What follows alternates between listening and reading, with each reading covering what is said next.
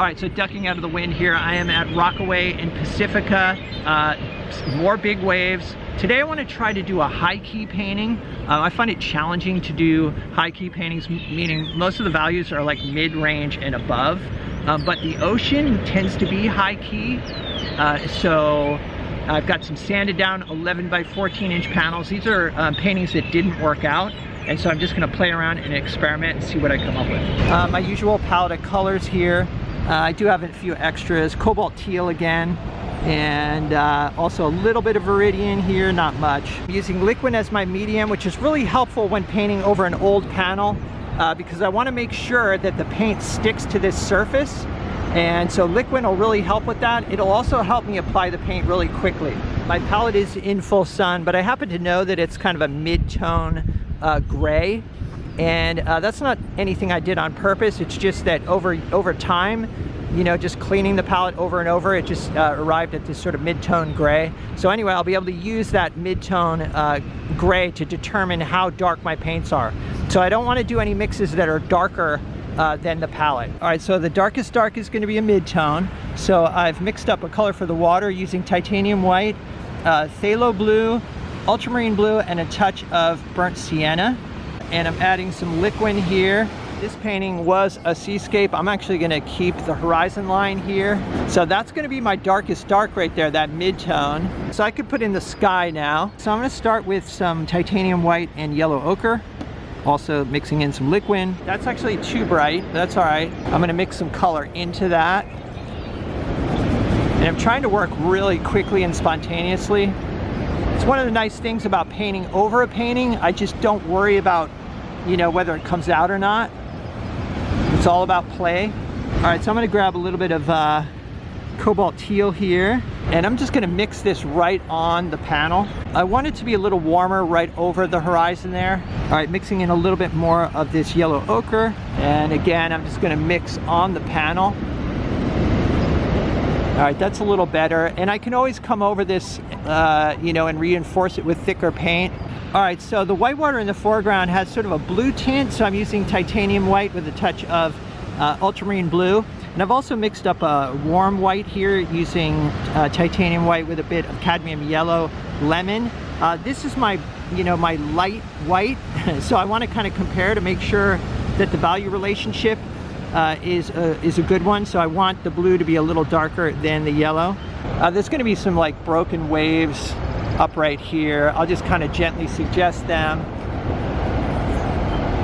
All right, so this area of whitewater here, like I said, is a little bit darker than the whitewater up closer.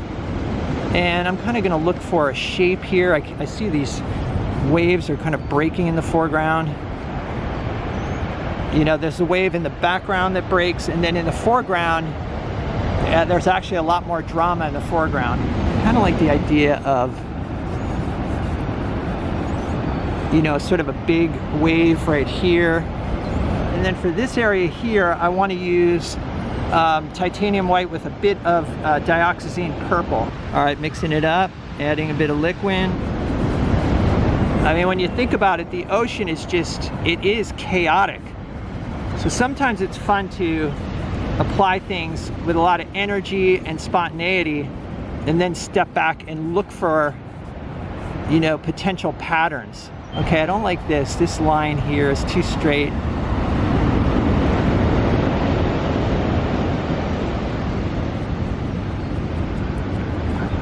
All right, so now I'm going to walk back. All right, I think the values look good, but I need to kind of come up with a compositional idea here. A little more titanium white with dioxazine purple. All right, so I've raised this wave up a little bit. It was kind of low. I want it to be about at a third, you know, using rule of thirds, and I'll probably just blur out the top. There's quite a bit of wind, so something like that. And, you know, I want these shapes to be irregular. I would like to have some unbroken wave, and that color is definitely warmer. All right, mixing up a warm green here using some yellow ochre and phthalo blue. All right, let's see how this looks. All right, I kind of like that. That looks all right. Maybe I'll put a little bit of it over here too.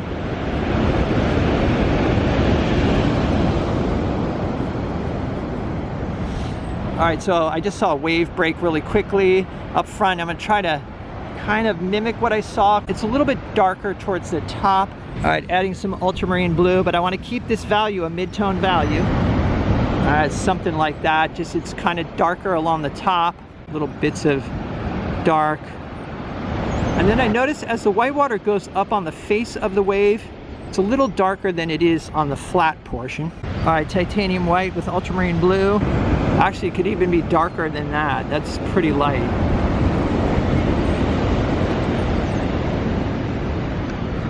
Okay, something like that.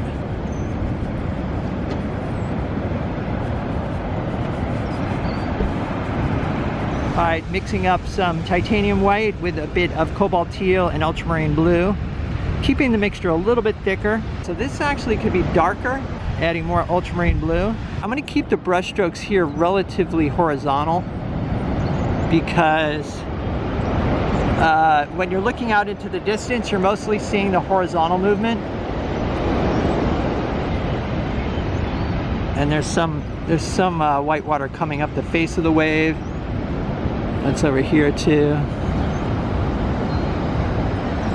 And I'll come over this wave with some brighter white. But like I said, for now, I'm just trying to kind of quickly sketch in an interesting idea. All right, since I'm working with high values, I'm gonna play around with some saturated color. So I am using phthalo blue with cadmium yellow medium and yellow ochre. I want more saturation in the foreground and more warmth to kind of, you know, create a sense of depth.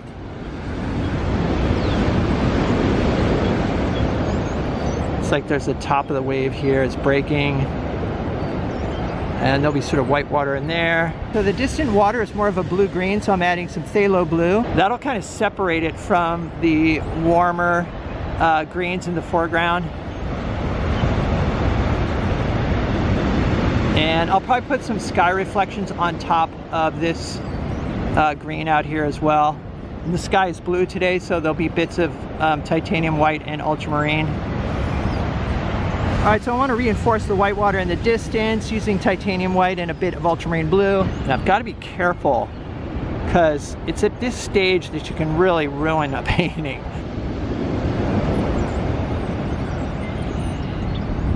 And I don't want it to be too big either. So that might already be too big. Maybe that's a little better.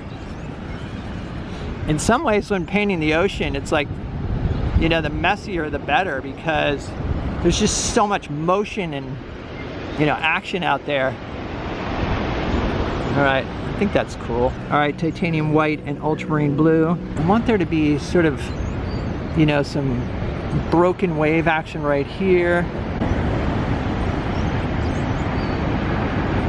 And I'm trying to keep my eye out for like random things like this stroke here that happened and not paint over that.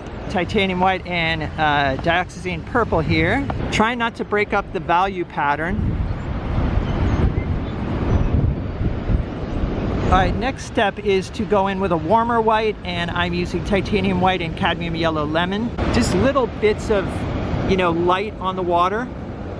And I don't know if you can see the way the, you know, this warm white plays against a cooler white, and that creates a light effect. At least that's the hope. And I don't want to put any warm white on this wave here because I want it to kind of recede, but I am going to put some on this wave in the foreground. All right, now I've got a mixture of ultramarine and some yellow ochre, adding a bit of warmth to this white water here. I don't want to mess up that stroke right there. And maybe a hint of it over here as well. And I try to make my decisions from a distance. I don't want to, you know, make my decisions about what I'm doing compositionally up close because it's just too hard to judge. So I'll get back about 10 feet. All right, so I've got a darker mixture here using yellow ochre, ultramarine, and a touch of burnt sienna and titanium white, just kind of indicating sort of the darker part of the wave here. As it breaks over, there tends to be this sort of dark line right at the top. and then it's lighter down below.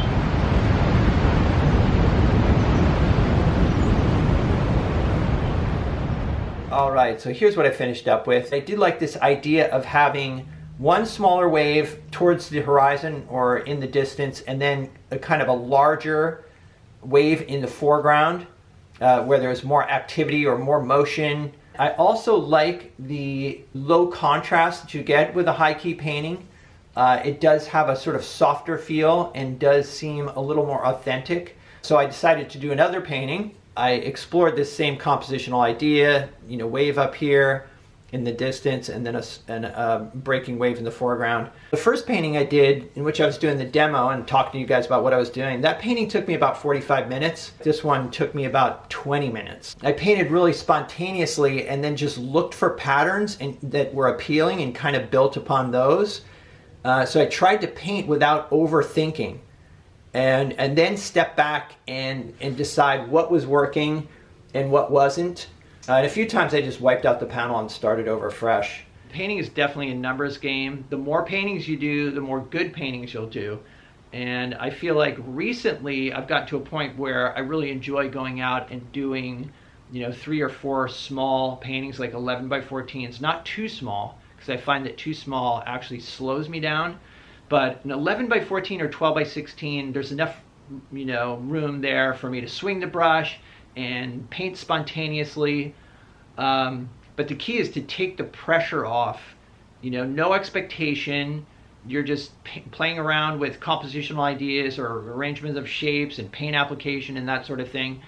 And I realized this works better, or at first anyway, it works better with landscapes and seascapes, things that are more abstract in nature. But I found that by doing this, it's made my more structured paintings like cityscapes or, you know, anything that has more detail, it's made those paintings better, because what it's allowed me to do is play around with arranging shapes. And it's got me used to looking at shapes and looking for shapes. So when I'm in the city or when I'm painting something more complicated, I'm thinking, okay, how can I do this quickly and spontaneously? I've got to look for shapes within the scene.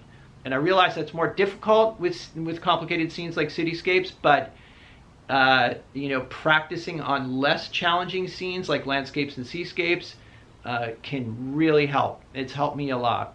So anyway, hope you guys enjoyed this video. Let me know what you think in the comments if you'd like to see some extra videos and help support the channel. There's a Patreon link down below. It's the Patreon support that helps keep me making these videos, and it's much appreciated. So check it out. Other than that, stay creative, and I'll see you guys in the next video.